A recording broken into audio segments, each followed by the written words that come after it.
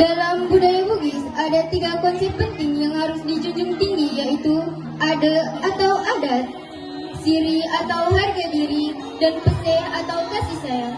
Aspek siri adalah yang paling dominan, sehingga bisa saja terjadi konflik yang menyangkut kehormatan seseorang. Tradisi ini tidak sekedar pertarungan fisik, tetapi simbol perjuangan terakhir untuk mempertahankan martabat dan kehormatan seseorang.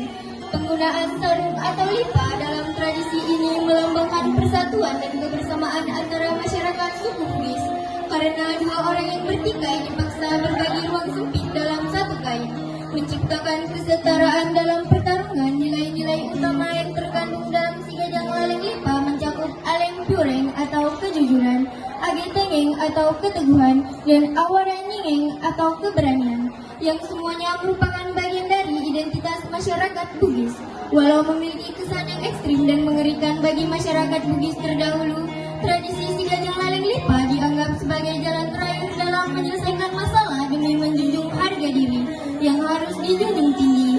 Setelah perselisihan diselesaikan lewat tradisi ini, kedua belah pihak yang bertikai harus berdamai dan